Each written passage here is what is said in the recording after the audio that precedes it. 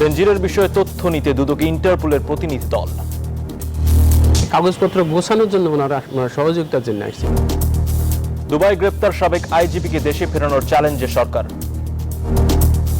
যেহেতু আমাদের সাথে বন্ধু বিনিময় চুক্তি নেই, এটা পুরোপুরি কূটনৈতিক সমঝোতার মাধ্যমেই করতে হবে। যারা সরকারের উচ্চ পদে আসীন ছিলেন এবং সেই পদবি ব্যবহার করে মানুষের অকল্যাণ করেছেন।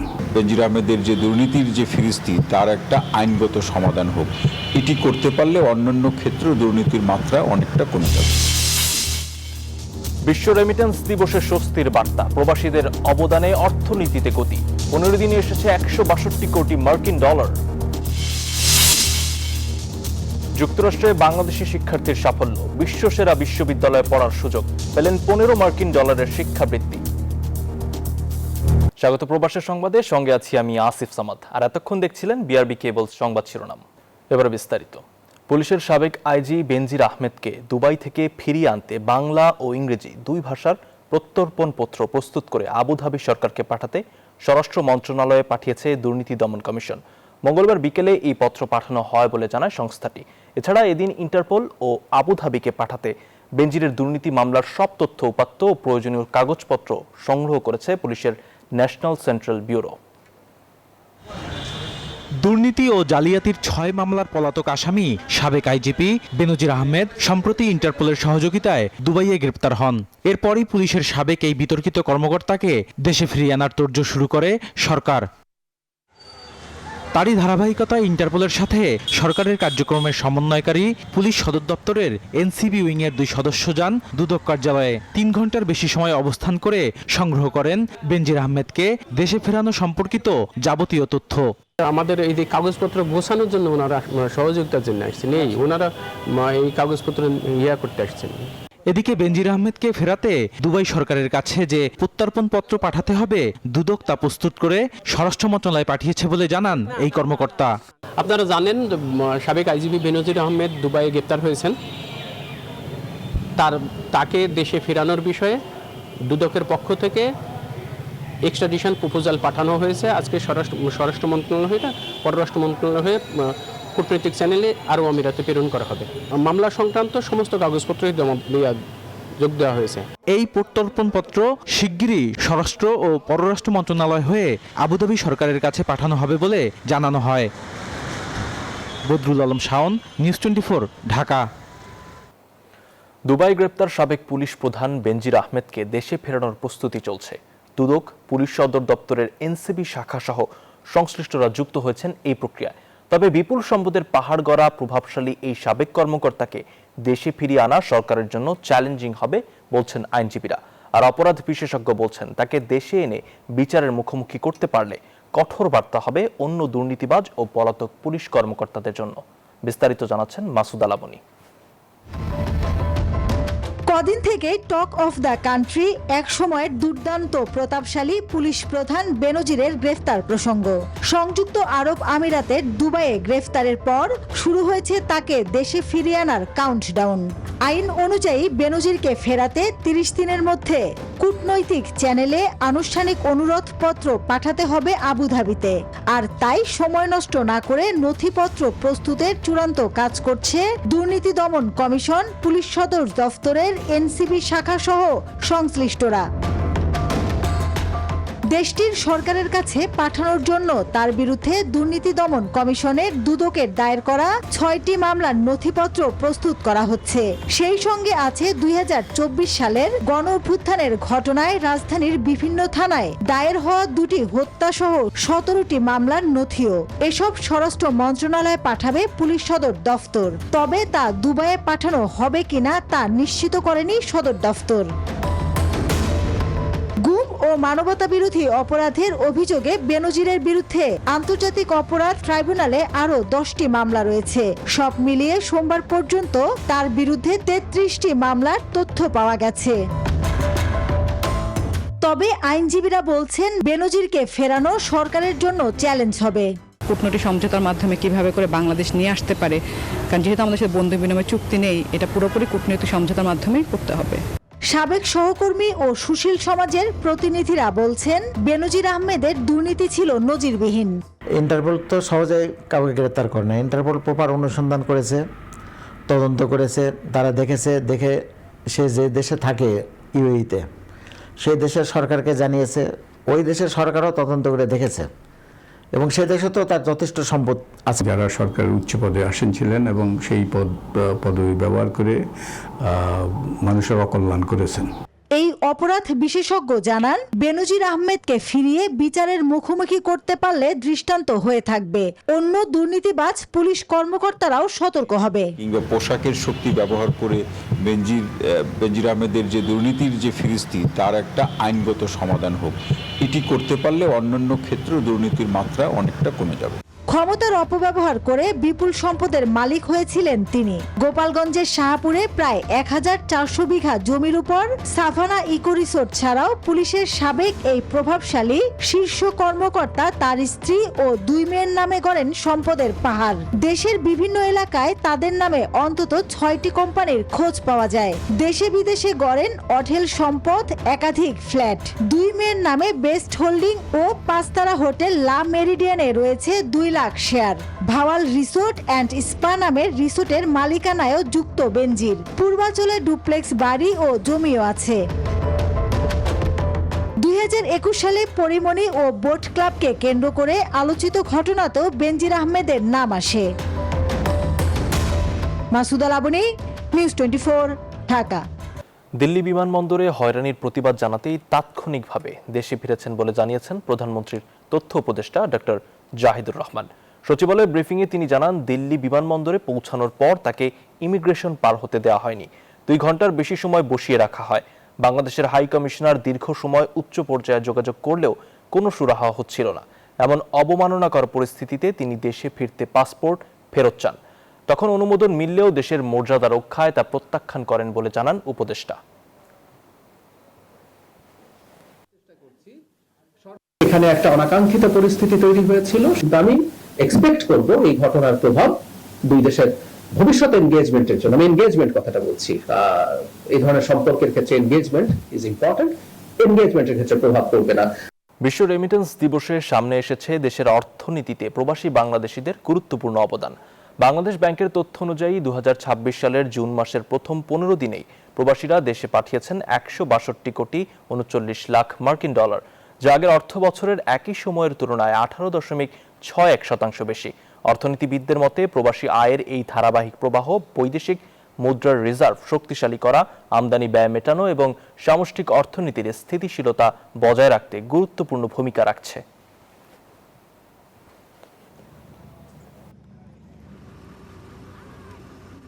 যুক্তরাষ্ট্রে সাফল্যের নতুন উচ্চতায় পৌঁছাচ্ছেন মেধাবী বাংলাদেশি তরুণ তরুণীরা।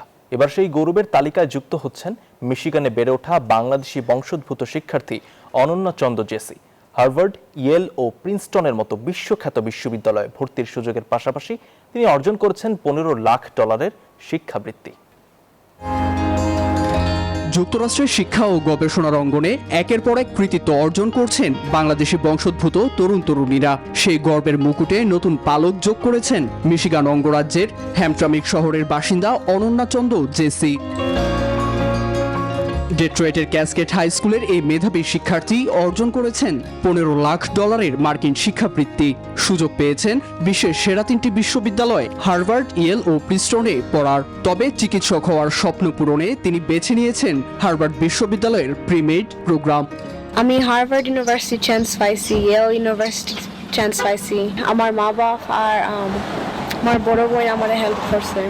মৌলভীবাজারের রাজনগর উপজেলার 5 গাঁও গ্রামের সন্তান জেসির বাবা মা 2006 সালে ডিভি ভিসায় যুক্তরাষ্ট্রে চলে যান। 3 বোনের মধ্যে দ্বিতীয় জেসি শিক্ষা জীবনের পাশাপাশি নেতৃত্ব ও সামাজিক কর্মকাণ্ডেও রেখেছেন উজ্জ্বল উপস্থিতি। এর পিছনে যে সাফল্য পাইছি এটাই উপরওয়ালার কাছে অনেক অনেক ধন্যবাদ। এর পিছনে অনেক অবদান আমার, ওই বাট যতক্ষণ আমি পারছি আমি করছি। $1.5 মিলিয়ন বৃত্তি পেয়েছে, এখন হার্ভার্ডে পড়তে যাচ্ছে। এটা আমাদের কমিউনিটির জন্য অত্যন্ত গর্বের বিষয়। তার অর্জন বাংলাদেশি তরুণদের বিশ্বমঞ্চের সাফল্যের শেখরে পৌঁছাতে অনন্য নজির হয়ে থাকবে বলে মত অনেকের। Desk report, news 24। পদ্মার পাড়ের মিষ্টি ঘ্রাণে টান পড়েছে কূটনীতির অঙ্গনেও। রাজশাহীর বানেশ্বর হাটে এসে আমের স্বাদে মুগ্ধ হলেন বাংলাদেশে নিযুক্ত মার্কিন রাষ্ট্রদূত ব্রেন টি ক্রিস্টেনসেন। মঙ্গলবার সকালে উত্তরাঞ্চলের বৃহত্তম আমের বাজার ঘুরে দেখেন তিনি। ব্যবসায়ী ও চাষিদের সঙ্গে কথা বলেন, চেখে দেখেন নানা জাতের আম। রাষ্ট্রদূতের মতে কোনো পণ্যের আসল গল্প জানতে হলে যেতে হয় তার জন্মভূমিতে। এই কূটনীতিক বলেন, উন্নত সংরক্ষণ ও কোল্ড চেইন সুবিধা বাড়ানো গেলে বিশ্ববাজারে বাংলাদেশের আমের সম্ভাবনা আরও উজ্জ্বল হবে।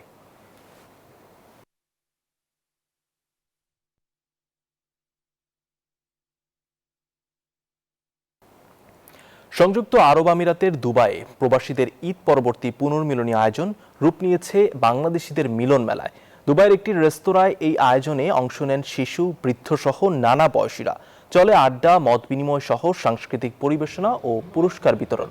দেশটিতে বাংলাদেশি সংগঠন বৃহত্তর ফরিদপুর সমিতির উদ্যোগে এই অনুষ্ঠানে সভাপতিত্ব করেন সংগঠনের সভাপতি বুলবুল আহমেদ মুকুল ও সঞ্চালনা করেন সাধারণ সম্পাদক খন্দকার মিজানুর রহমান। অনুষ্ঠানে বক্তারা প্রবাসীদের ঐক্য, সম্প্রীতি ও দেশের প্রতি দায়িত্ববোধের গুরুত্ব তুলে ধরেন। সাংবাদিকদের সরকারের গঠনমূলক সমালোচনা করার আহ্বান জানিয়েছেন প্রধানমন্ত্রী তারেক রহমান। বলেন, সঠিক সমালোচনা সরকারকে সঠিক সিদ্ধান্ত নিতে সাহায্য করবে। একই সাথে দেশের উন্নয়ন ও অগ্রযাত্রাকে ব্যাহত করে এমন অপপ্রচারের বিষয়ে সচেতন থাকার আহ্বানও জানান তিনি। মঙ্গলবার রাজধানীর চীন মৈত্রী সম্মেলন কেন্দ্রে সাংবাদিকদের সাথে মত বিনিময় সভায় অংশ নেন সরকার প্রধান। রাজধানীর চীন মৈত্রী সম্মেলন কেন্দ্রে সাংবাদিকদের সাথে মত বিনিময় সভায় অংশ নেন প্রধানমন্ত্রী তারেক রহমান। এ সময় দেশের সমসাময়িক রাজনৈতিক পরিস্থিতি, গণমাধ্যমের স্বাধীনতা এবং সরকারের ভবিষ্যৎ কর্মপরিকল্পনা নিয়ে আলোচনা হয়। আমরা চেষ্টা করছি সেটাকে বাস্তবায়ন করার জন্য, সেই ব্যবস্থাটা যাতে হয়। সরকারের কোনো ভুল ত্রুটি থাকলে তা বিকৃতভাবে উপস্থাপন না করে গঠনমূলক সমালোচনার আহ্বান জানান প্রধানমন্ত্রী। বলেন, বর্তমান সরকার গণমাধ্যমের স্বাধীনতা বিশ্বাস করে। আমার যদি কোনো ভুল হয় আপনি আমাকে বলেন, কিন্তু ভুলটাকে আপনি যদি এমন ভাবে উপস্থাপন করেন যে পত্রিকার কাটতি বাড়ানোর জন্য অথবা অন্য কোনো উদ্দেশ্যে, সেটা তো তাহলে উভয়ের জন্যই বোধহয় একটা সময় ক্ষতি বয়ে আনবে। যে আপনি সমালোচনা, গঠনমূলক যদি সমালোচনা, ওয়েলকাম দ্যাট, কোনো সমস্যা নাই তো। তারেক রহমান বলেন, অপপ্রচার প্রতিরোধ করাও গণমাধ্যমের দায়িত্বের মধ্যে পড়ে, তাই অপতথ্য রোধেও সজাগ থাকতে হবে। কাউন্সেলিং করার মাধ্যমে আমরা চেষ্টা করব সমাজ থেকে যাতে এই মনোভাবটাই দূর করা হয়। প্রধানমন্ত্রী বলেন, ভবিষ্যৎ প্রজন্মকে সঠিকভাবে গড়ে তুলতে তরুণ তরুণীদের শারীরিক ও মানসিক শক্তিকে ইতিবাচক খাতে ব্যবহারের সুযোগ দিতে হবে। আমাদেরকে আমাদের ভবিষ্যৎ প্রজন্মকে বাঁচাতে হবে। আমাদের সন্তানদেরকে আমাদেরকে যেভাবে হোক তাদেরকে আমাদের রাইট ট্র্যাকে রাখতে হবে। সেটা শিক্ষার মাধ্যমে হোক, সেটা কালচারের মাধ্যমে হোক, সেটা স্পোর্টসের মাধ্যমে হোক, সেটা মানবিক, সামাজিক, ধর্মীয় মূল্যবোধগুলো তাদের মাঝে দেওয়ার মাধ্যমে হোক। সমৃদ্ধ বাংলাদেশ গড়তে দলমত নির্বিশেষে সচেতন নাগরিকদের ইতিবাচক ও সহযোগিতাপূর্ণ মনোভাব প্রত্যাশা করেন সরকার প্রধান। আমি দেখব আমার মতন করে, আপনি আপনাকেও দেখাতে হবে। আব্দুল্লাহ মামুন, নিউজ 24, ঢাকা। প্রধানমন্ত্রীকে বরণে মৌলভীবাজারে চলছে শেষ সময়ের প্রস্তুতি। আজ শ্রীমঙ্গল ও মৌলভীবাজারে বিভিন্ন কর্মসূচিতে অংশ নেবেন তিনি। নিম্ন আয়ের মানুষের মাঝে ফ্যামিলি কার্ড বিতরণ, সুধী সমাবেশ ছাড়াও দলীয় নেতাদের সঙ্গে সাংগঠনিক বৈঠকে অংশ নেওয়ার কথা রয়েছে প্রধানমন্ত্রী তারেক রহমানের। নতুন সরকার ক্ষমতায় আসার পর এই প্রথম মৌলভীবাজার সফরে আসছেন প্রধানমন্ত্রী তারেক রহমান। তাই বিপুল উৎসাহ উদ্দীপনায় উৎসবমুখর আয়োজনে তাকে বরণের অপেক্ষায় স্থানীয় নেতাকর্মী ও সাধারণ মানুষ। এলাকার উন্নয়নে প্রধানমন্ত্রীর কাছে বিভিন্ন দাবি দাওয়াও রয়েছে তাদের। প্রধানমন্ত্রী আসছেন, আমরা খুব আনন্দিত। দীর্ঘ 17 বছর ধরে আমাদের মৌলভীবাজারে কোনো ধরনের উন্নয়ন হয় নাই। ইনশাআল্লাহ আমরা খুবই আশাবাদী। মৌলভীবাজার মানুষের অপেক্ষা করা, মানে আমরা আশাটা পূরণ করতাম। আমাদের প্রাণের দাবি ওনার কাছে মেডিকেল কলেজ, এয়ারপোর্ট। সফরসূচি অনুযায়ী বুধবার সকালে ঢাকা থেকে বিমানযোগে সিলেট পৌঁছে সড়ক পথে প্রথমে শ্রীমঙ্গল যাবেন প্রধানমন্ত্রী তারেক রহমান। সেখানে নিম্ন আয়ের মানুষের মাঝে ফ্যামিলি কার্ড বিতরণ কর্মসূচিতে অংশ নেবেন তিনি। পরে মৌলভীবাজার শহরেও ফ্যামিলি কার্ড বিতরণ ও সুধী সমাবেশে বক্তব্য রাখবেন প্রধানমন্ত্রী। এরপর স্থানীয় একটি রিসোর্টে দলীয় নেতাদের সঙ্গে বৈঠকে অংশ নিয়ে সন্ধ্যায় সিলেটের উদ্দেশ্যে রওনা হবেন। মাননীয় প্রধানমন্ত্রী জনাব তারেক রহমান এই পুণ্যভূমি সিলেট, আর সেখানে উনি প্লেনে ইনশাআল্লাহ আসবেন আসার পরবর্তীতে উনি শ্রীমঙ্গলে এবং এই মৌলভীবাজারে ফ্যামিলি কার্ড বিতরণ করবেন, জনসমাবেশে আগত জনগণের সাথে উনি কথা বলবেন।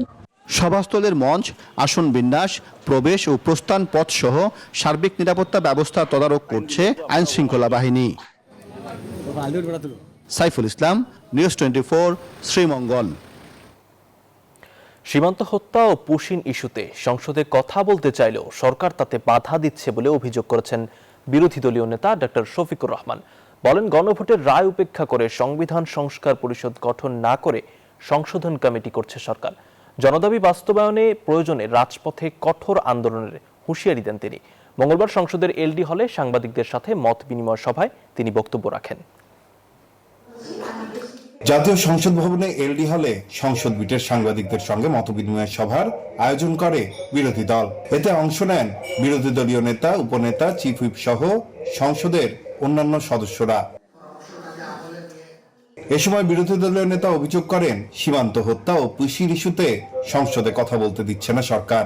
আর একটা নোটিশ আমরা দিয়েছিলাম, কিন্তু সেই নোটিশটা নিয়ে গড়িমসি করা হচ্ছে। সীমান্তে পুশিন এই সমস্যা, আমার নোটিশদাতাকে ডেকে নিয়ে বলা হয়েছে যে এটা সেন্সিটিভ ইস্যু, আপনি একটু উদ্যোগ করেন। তিনি বলছেন আমি উদ্যোগ করব না। সেন্সিটিভ ইস্যু বলেই তো আমি আলোচনা করতে চাই, দেশের স্বার্থে, স্বাধীনতা, সার্বভৌমত্বের স্বার্থে। বলেন, গণভোটের রায় অনুযায়ী সংবিধান সংস্কার পরিষদ ব্যতীত কোনো সংশোধন কমিটি চায় না বিরোধী দল। জনগণের দাবি ছিল সংবিধান সংস্কার, এই জন্যই রেফারেন্ডাম হয়েছে। আমরা বলেছি 70% মানুষ যেখানে ভোট দিয়েছে, আমরা সংসদের ভিতরে এসে এটা বদলাতে চাই না। আমরা জনগণের পক্ষে, জনগণের রায়ের পক্ষে। অতএব সংশোধন নয়, আমরা বলেছি সংস্কারের জন্য কমিটি করলে আমরা দেখবো বলেছেন। এ সময় জুন জুলাইয়ে অর্থবছর না করে জানুয়ারি থেকে ডিসেম্বর করার দাবিও জানান বিরোধী দলীয় নেতা। সরকারের পক্ষ থেকে নাইম আলচিকো, নিউজ 24, ঢাকা। দর্শক, এই ছিল প্রবাসী সংবাদে। আরো সংবাদ ও বিশ্লেষণ জানতে ভিজিট করুন news24bd.tv। আর এতক্ষণ সঙ্গে থাকার জন্য ধন্যবাদ।